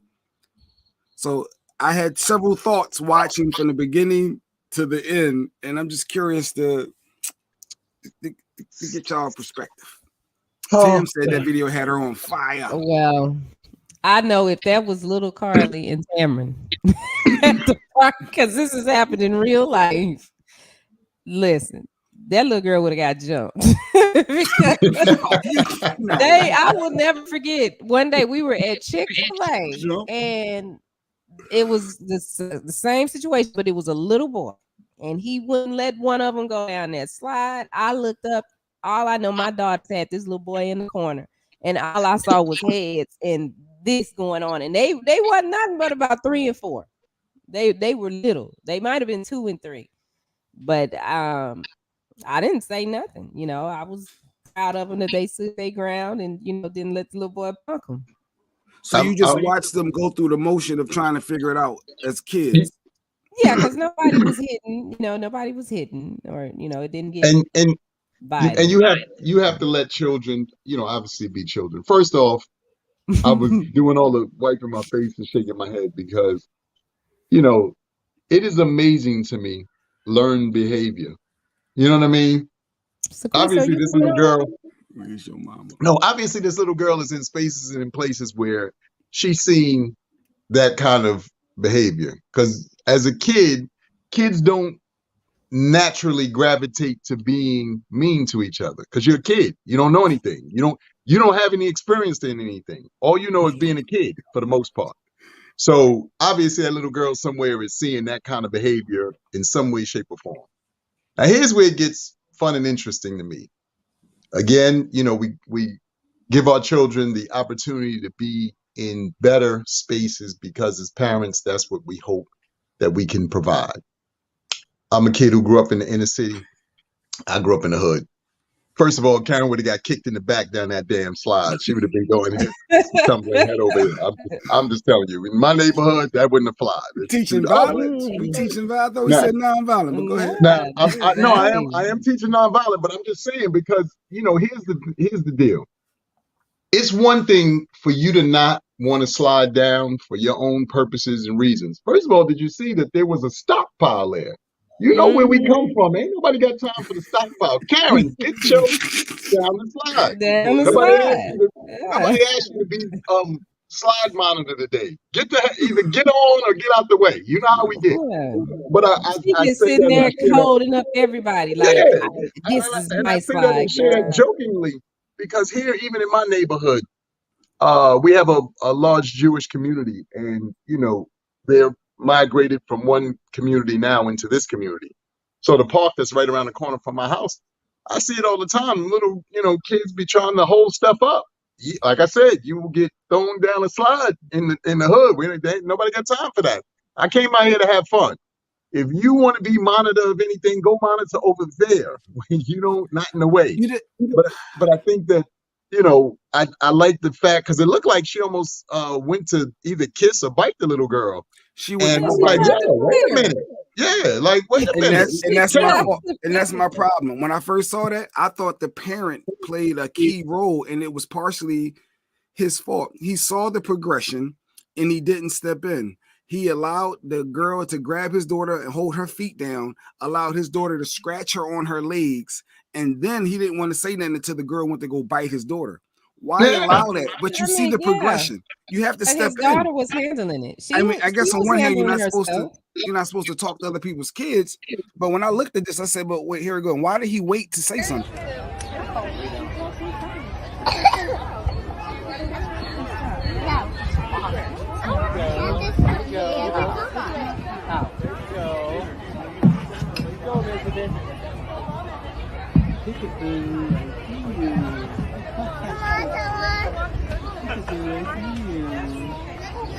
You better not bite my door.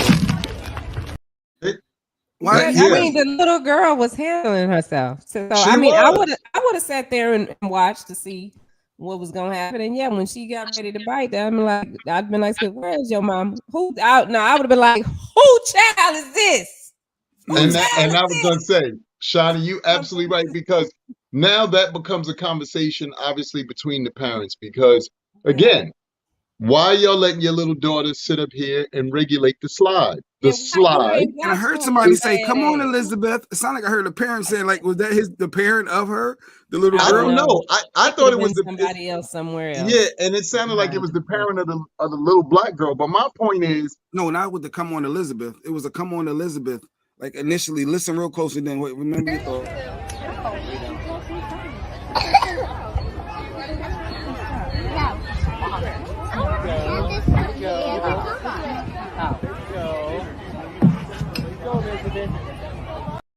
Here you go, Elizabeth. You don't know who they talking to. Yeah, I don't know who they talking to, but to Shawnee's point, Elizabeth, she turn around. And as a parent, your job is to make sure that your children are out there playing well with the other kids. Look, I get it. You get to sit down for a minute. Maybe you put your music on. You might be taking a book. Pay attention to your little raggedy ass kids. I'm sorry, up the slide. It's going the wrong direction. Whether they're on the slide, whether they're on the monkey ball, watch your kids on the swing. Pay attention to your kids. Don't be out there. Now I'm on break. No, this is the time. When my eldest daughter was young, I used to take her to the park all the time. I watched every move that she made. I wasn't in there with anything other than focusing on what was going on in there, because to that point, there's also bullying that starts at that age. Because that's what that little girl was doing. She was being a bully. If you notice, she first put an arm bar out. Like, nah, you ain't coming to put an arm bar out on the slide. That's what I said. They were supposed to kick her in her back, and she was supposed to tumble down that thing head first, and that arm bar would never come out again. And then we the angry black kid.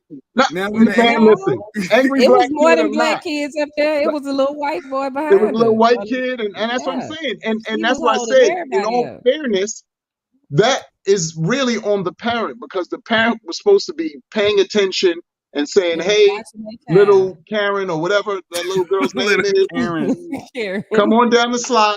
No, because you're supposed to come on down the slide, let everybody else have a turn, because that's what you do. So this way your kid understands what the protocol is for when you go to the park. But there are some parents that allow their kids to run amok in a sense, and maybe as kids being kids, they don't regulate that. They're not stepping in. They could be passive. No, there is that happens, Mike. To me, let's just say our two children are playing with a ball, and your child has the ball, my child doesn't have the ball. They don't want to let me have a ball.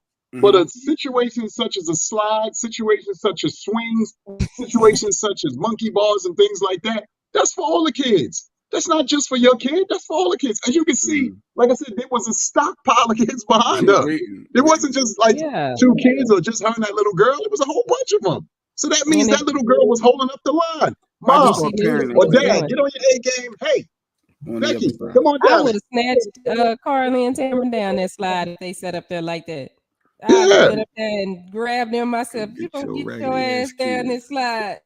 You know what I mean? That's what I'm saying. I'm not saying exactly, because you know, I'm not saying to regulate the kid. I'm saying, to Shawnee's point, you find that parent. Hey, whose child is this? And then you have a conversation. I'm gonna need you to, teach your child protocol. You ain't talking to me about my kid. You ain't telling me how to raise my kid. Listen, let me tell you something. If your child bite my child, I'm gonna bite you. Now, let your baby bite my baby. I'm gonna bite you. I'm gonna bite you. Imagine that. You better get that little head on you. To your point, Mike, Jay Black, as you saw, I'm sorry, to your point, Jay Black, as you saw though, the little girl then went to a biting situation. So I'm telling you, this little girl's. Well, she only went to bite her because the girl scratched the leg, which came from her parents. But you don't. Okay, I saw as a parent, you seeing the progression. I'm just saying the dude. No, I know, but Jay Black, she went. Did you see her go to a leg lock? You didn't peep the leg lock? That's when the parents should have play little girl. But that's what I'm saying. So that that's little when girl, the dad should have jumped in and said, no, don't put your hands on my child.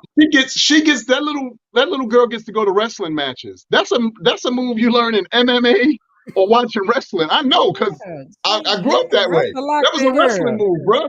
Kids in the hood don't do leg locks. We don't do that. You're right. That was a wrestling move, which shows me that this little girl is in environments where she's learning, like I said, certain things, and that doesn't make it a good thing or a bad thing. What I'm saying is, as parents, if you take your children, hopefully to the park or anywhere for that matter, you give them the lay of the land. You say that there are certain protocols in place, and this is how I'm hoping or wanting you to act, so that this way we can ensure and make sure that things run as smooth as possible.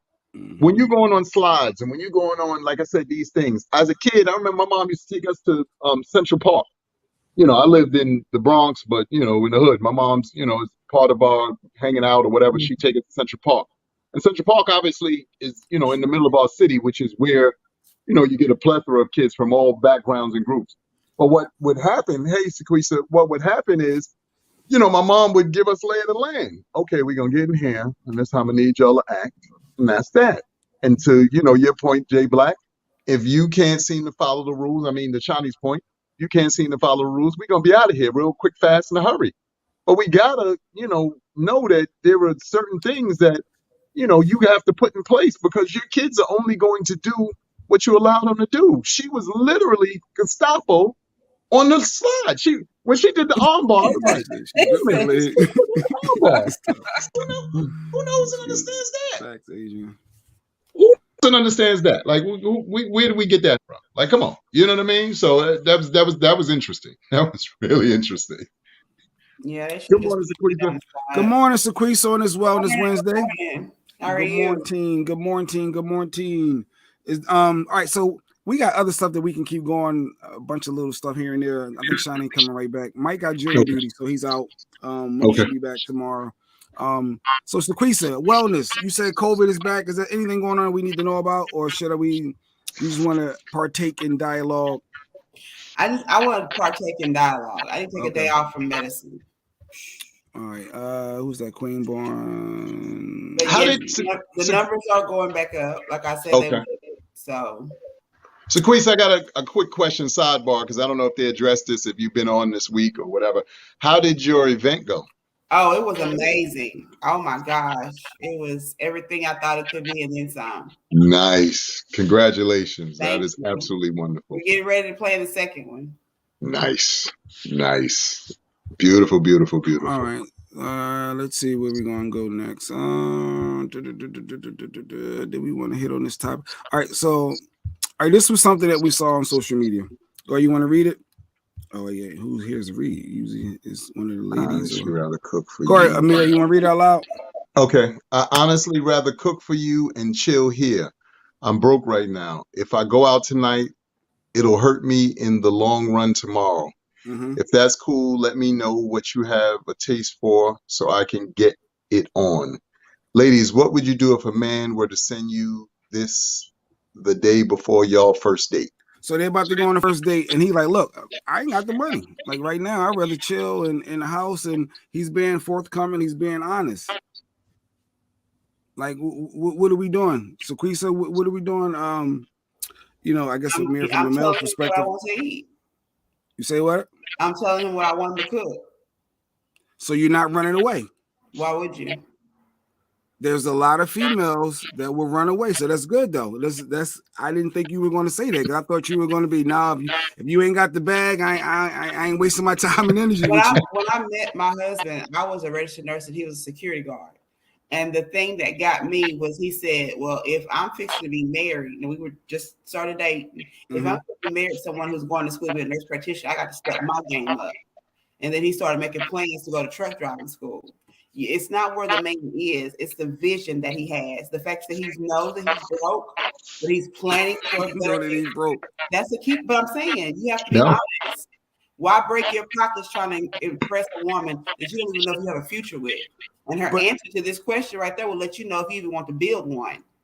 But I'm sure you thought when you first initially accepted to go on a date, you weren't thinking the dude was broke because you're not trying to holler. Like, where's your self-esteem? And you're not trying to holler at somebody broke. He's not making you better. So when you initially went, unless I'm reading this wrong, I mean, ain't that what your goal is? To date someone that's my goal doing well? My goal is to date someone that's going to treat me well. I've dated a man that had a whole lot of money and he was a dog. He was disrespectful. He was narcissist. Like, you can't date a man by his wallet. You have to date him by his heart. I agree. Unless you want to be the kind of woman that knows your man has a bunch of money, but a bunch of women. Like, it's whatever you want in your life, that's what you pick. But if he's willing to cook for you, ain't too many men willing to cook for you now. Come on now. And I think, just to piggyback on what Sequisa said, first off, there is a beauty to both sexes, because I'm big on healing. I'm not big on this whole us tearing each other down stuff, as we seem to be doing so much of as of late. To her point, it's not about where people are. It's about, like she said, not only their vision, but it's the fact that you find somebody who may even turn that light on in you. That's a beautiful, beautiful thing. Broke. He can't pay the bill. What are you talking about? I'm sorry. Jay Black. When I say turn that to Sequisa, I know what you're saying as far as we all a little broke right now.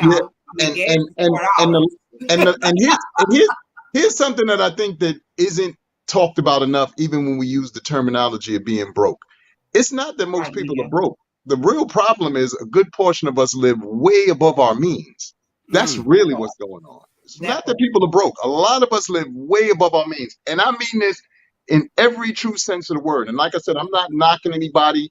Whatever your flavor, whatever your lifestyle is your flavor and your lifestyle. But I do know this.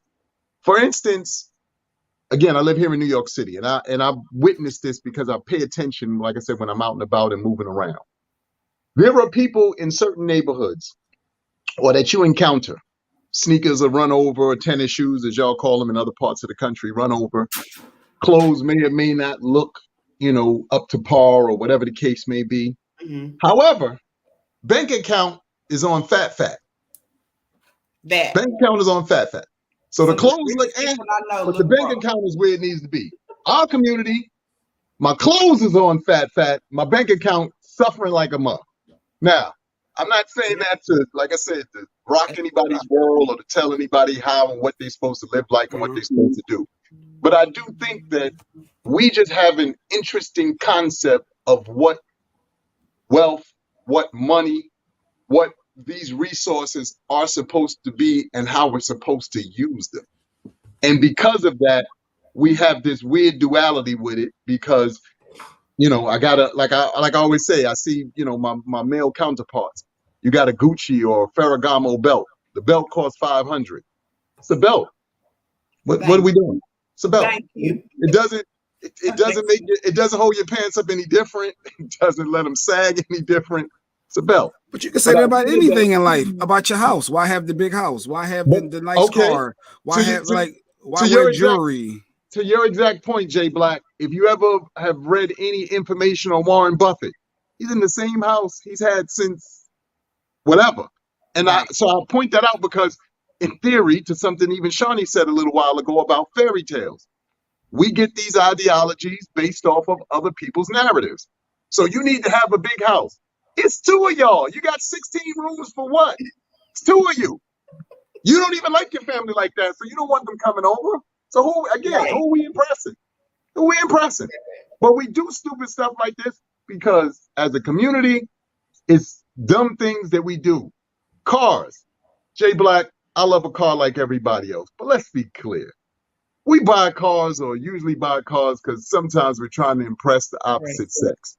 A Honda Accord gets you the same place as a Ferrari, a Porsche truck, but it gets you the same exact place. Now, I'm not saying don't have a lifestyle that you appreciate, or that's not what I'm saying. What I'm saying is our train of thought and how we see things is just different. But I tend to believe that, again, as a community, we live above our means. Now, to get back to the actual meme itself, there's a fun story about a young lady that I had a conversation with similar to this. It didn't involve cooking.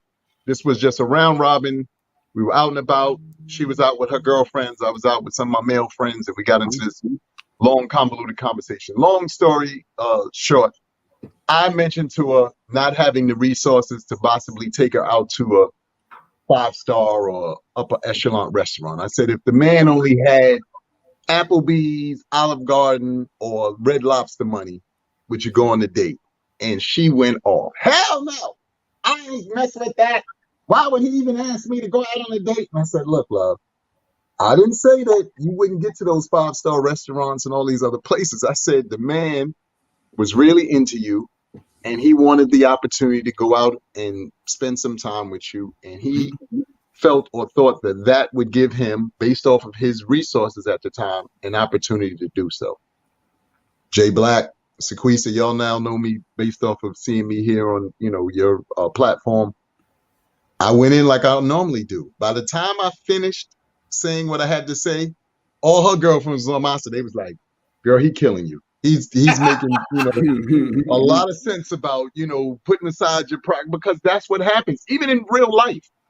To Sequisa's point, do you know how often we miss out on blessings because it's not dressed up in our mind the way we think it's supposed to be dressed up?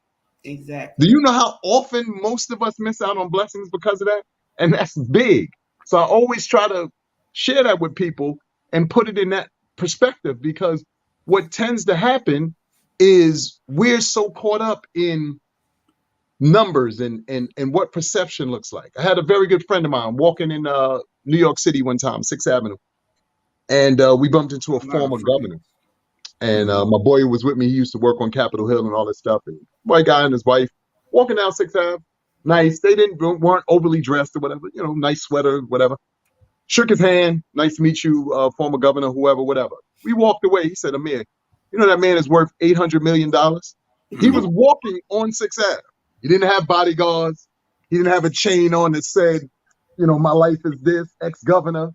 Right. So I always look at these moments, and I always drink in these moments, because I realize that's part of our issue. We have a tendency to believe that it is our duty to, fortunately or unfortunately, embarrass ourselves amongst ourselves, if that makes sense. And I put it to you this way. Jay Black, you've been successful, in your endeavors and continue to be successful to your endeavors. Same thing for Sequisa, being a nurse.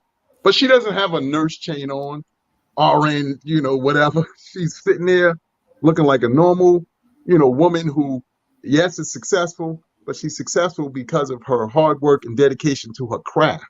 And then she gets on here and she shares things with us about her craft that then allow us to know that not only is she successful, but she really, truly understands her purpose and what it means to share that with the world. Our problem is, I'm going to show you because I got the chain on that says I'm the best. You need to see this. And whatever. Know what it is. So it is just a matter of us really trying to learn and understand that it's about, like I said, being in the moment and understanding the moment can always turn into something else. Given the opportunity, to be flashy from time to time. I think it's okay if you want that Range Rover and you can afford it. Why not? Can't afford it. If I want it for me, not necessarily for depressing someone. Yeah, that's why I said if you can afford it, you want that chain, go for it. But a lot of people can't afford it. Don't dim my light. You can barely put gas in it. If I want my Gucci belt, don't dim my light, Amir. A belt is no. Like I said, I did preface it by saying, if that's what your lifestyle is or whatever, go for it. But I do think, to your point, and getting back to the meme, I think that Sequisa is absolutely right. First off, to have somebody cook for you is probably one of the deepest, most intimate things that could go on. And I'm gonna say it this way: what if the person can't cook? See, I'm not saying that the person can't, but what I'm saying is, in their heart and in their mind, they may think they're a 5-star chef. You get the food and be like, oh, wait a minute, this wasn't what I expected. It was terrible, but I think that you have to have supreme confidence in your skills and your ability to say to somebody, I'd much rather, cook you a meal and spend, quality time with you in that way than to go out and, show that your money or whatever is an impressive thing. I'm going to impress her, or I'm going to impress him because, I have resources. Okay. Like she said, there are plenty of people with resources who are idiots.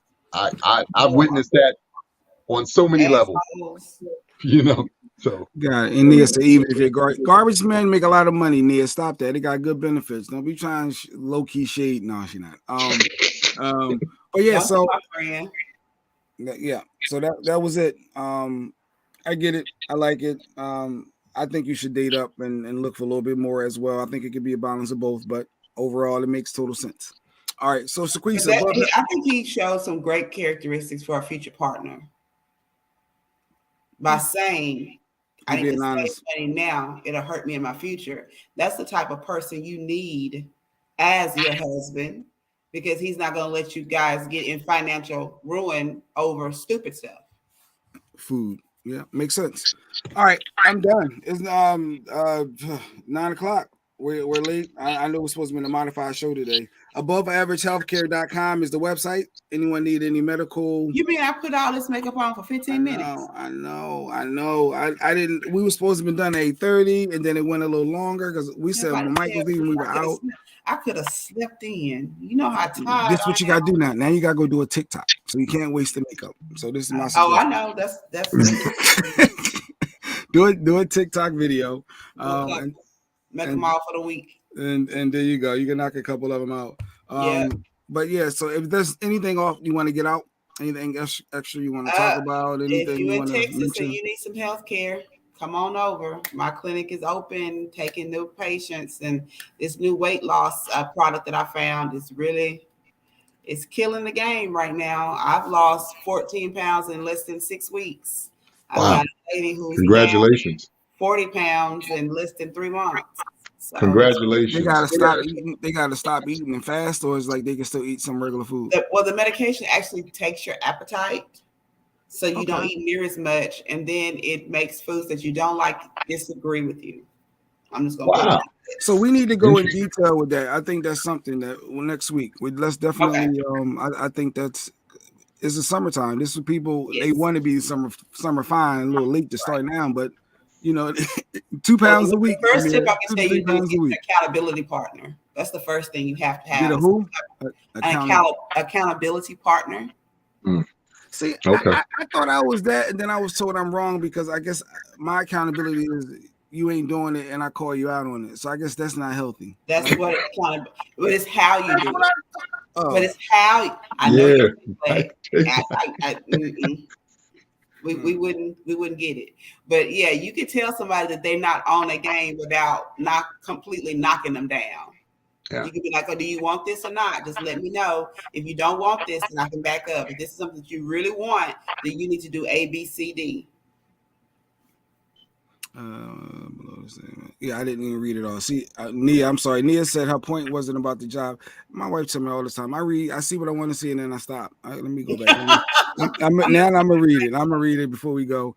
Even if he's a garbage man, even if he shows up every day and earns his money, his responsibility and maturity is worth more than his salary. Maybe your support and making him feel like a man, nevertheless, can encourage him to elevate. So yes, good point. Absolutely right, Nia. And on that note, we out. Amir, give us a quote as Mike, give something to go out with.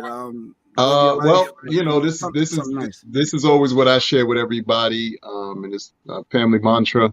It's nice to be important. Much more important to be nice. Take that with you everywhere you go. It'll open doors like you've never seen. And it'll have things showing up in your life that you never experienced before. So I share that with everybody. Please use it. Please pass it on. Let's keep it going. One thing about life is synergy and energy is transferable. And the more you put that positivity out there, the more you get it back. How did I know it's going to be a little longer? How did I know? But anyway, Mike is on it.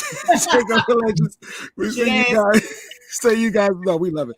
See you guys tomorrow. Yeah. Michael, Shawn, and the TakeOver Legend, where the truth hurts, but also makes you